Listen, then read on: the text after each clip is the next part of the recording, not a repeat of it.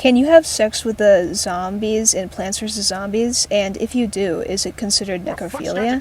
Warning, this video contains talks of sex, gender, cloning, consensual/consent, necrophilia, possible other sensitive topics. Viewers' discretion is advised. In the Plants vs. Zombies universe, there's obviously plants and zombies, and I want to know if I can invite them over for some neighborville and chill or not. I'm here to say definitively if you can or cannot have sexual intercourse with a zombie, and if it would be considered as necrophilia or not. First, do the zombies have sex? And I'm not talking about what I'm going to be doing to 80s action hero later.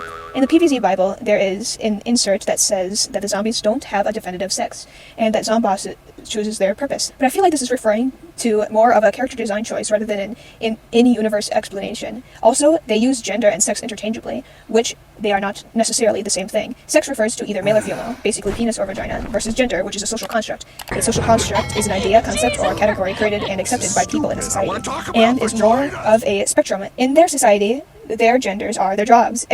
Everything else comes afterwards. Abzas, assigned zombie by Zomboss. Also, why do the zombies basically look like males? Why did we have to wait until 2019 for Plants vs. Zombies Battle for Neighborville for us to have women zombies? There could be a few explanations for this, but I would like to go to ancient Greece. In ancient Greece, they valued androgynous/intersex look and celebrated that in art, literature, and other forms too. In Plants vs. Zombies Garden Warfare 2, there is a map that is Roman/Greek inspired called Colosseum. If you want to argue that it's Rome, you need to realize that Rome also took heavy inspiration from Greek culture and adapted a lot of topics, literature, and art and ideals. Rome was a very strict binary when it came to gender and certain social constructs. Also, there's an archaeologist zombie variant. So, how does this tie into having sex? It doesn't. I just want to flex my knowledge. I'm joking. Hold on to this nugget for a second. If you take those components just from Greece/Rome/archaeologist zombie, my theory is that zombie society doesn't hold gender as an importance, unlike our society. Earth has very different cultures and different views depending on where you go. I'd argue that zombies have a society is a lot more glamorous and very malleable with a rule of eating brains. The Chinese comics. The Chinese comics could confirm the existence of zombie relationships, but I don't know Chinese. They confirmed a few other things for plants, but not to my knowledge for zombies. Are the zombies even zombies anymore? Or clones of zombies? In the beginning, they were originally undead people, but with the rise of more and more zombies, there comes a theory that Zomboss is just cloning more so he can keep up with the demands of the plant army. In the original loading screen, you can see it. The zombies are coming out from burial/grave park thing that the player lives next to, showing that the original zombies are zombies. You could make an argument that to cut up costs, Zomboss took out the sex from the zombies, which is more of a theory than an explanation of the common zombie. Also, in the comics, Zomboss clones the zombies, but they come out really super stupid and dumber than an actual zombies, and they stand around and do nothing. Is having sex with a clone of a zombie having sex with a zombie? And that question is in the same category of if I clone myself and have sex with it, is that masturbation or incest? And if I have sex with an alternate dimension self, is that incest or masturbation? I feel like this point falls into a logic fallacy. If zombies can have sex, why doesn't Zomboss need a cloning machine?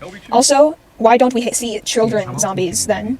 Also, imps aren't children, don't say that. Corpses aren't good incubators, so to say, I'm not quite sure how Zomboss sperm would do. Also, the concept of a child zombie brings on implications, like did a kid die or did zombies have sex? Both things that children's parents don't want to think about when they are letting little Timmy play on their iPad. Also, I wouldn't want to be in Zomboss's shoes trying to give the talk to a horde of zombies. Is it necrophilia if you have sex with a zombie? This is a big question, so it's going to have a long answer. The dictionary definition is necrophilia is a psychological and sexual disorder characterized by fixation on death and an erotic attraction to corpses, which can include the desire to have sexual contact with dead bodies. It is classified by the American institution, whatever the fuck, and the World Health Organization as an paraphilia. So this raises a question, are zombies dead? This might seem like a stupid question. Of course they're dead. But the dictionary definition for dead is something that is no longer living or devoid of life. And I could go around in circles defining life and what it is to live and if souls exist, because sure, zombies are walking and talk. Are they the person that they were before they died? Or whatever. Who gives a fuck? I came here to have sex. I feel like this is mostly unimportant. The zombies aren't dead, but they aren't alive like they used to. So boom, undead. Also, maybe how long someone being dead can play a part. Zombies are undead, so if your partner dies on an operating table and medical professionals raise them up from the dead, are they a zombie? Is it intercourse with them necrophilia? No. The answer on why having sex with a zombie isn't necrophilia for a couple of reasons. But I feel like the biggest answer is that they can still consent. Necrophilia is bad because dead bodies can't consent, and most things that are bad/illegal are things you can't consent to. You can't consent to things like murder, rape, stolen from, things that you can't technically consent to because those things happen against your will.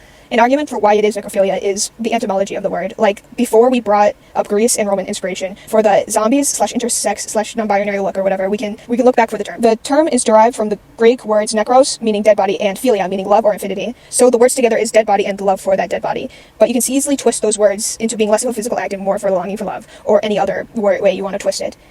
And zombies aren't dead. We're something that was dead and now they're alive, aka undead. So that point leads us to my conclusion. Also, if we look into the motivation of why someone wants to commit necrophilia, is the clinical studies or perpetrators typically driven by a need for absolute control and desire for a completely unrestraining partner, or pathological fixation on death and decay. But our motivations are completely different. We aren't looking for or at least I'm not, aren't looking for a normal corpse. Here we are looking at an undead person, a person with personalities, thoughts, feelings, and emotions. We aren't looking for control, and the only fixation towards this I have is waiting for super brains to come home. Also, I don't know about you, but I want my partner to do a little bit more than just lay there. If I want someone to just lay there, I'd go to a sex shop and buy one. But this question of participation raises another question. Can zombies consent? And also, do they have the brain capacity to fully comprehend what consent is and fully know what they're getting into? Unfortunately, I don't think I can fully answer this one with a clear answer. I think that it's more of a case-by-case scenario. Most zombies look stupid because they are. I still think some zombies are able to think and perform higher thought. Zomboss might be the most clear example of can consent because he is the most smartest zombie, apparently. But I feel like most zombies can consent because they are able to form so many complex thoughts, feelings, emotions, and ideals, and they're able to rationalize things. Like, going in comics, the anti-bullying squad is able to talk in complete sentences and fully communicate and consent. Also, we know that they are college educated. I feel like also there's a language barrier. For example, most zombies speak zombie. It's shocking, I know. I'm pretty sure in Garden Warfare 2, when you first start the quest for Zombicide, to get into the secret Zomboss lair space, it shows little things as translating, so they might be speaking a different language. So they are a lot smarter than you think. Also, the humor of the zombies comes from them being stupid and using certain logics to fail. Also, I can dive deeper into certain things, but this is a kid's series and it's supposed to be funny. But the fact is that this post-apocalyptic world that's in a zombie apocalypse with hyper-intelligent plants defending the human race, which sets up the loop of people dying, then turning into zombies, then the plants killing those zombies to save the humans that are alive, that will turn into zombies when they would die, creates a horror loop. Sure, this is a kid-friendly series, but most kid-friendly series has a film of innocence. If this wasn't a kid-friendly series, we'd definitely have more stuff to dive deeper into. Long story short, you can have sex with the zombies from Plants vs. Zombies, and it isn't necrophilia. But if the zombies can consent, that is rape and necrophilia. But if they can, that is perfectly fine and everything's great. But I encourage free thinking and coming to your own conclusion. So please, if you will, comment down your thoughts, feelings, and emotions. But I promise I won't judge you, well, that much. See you later.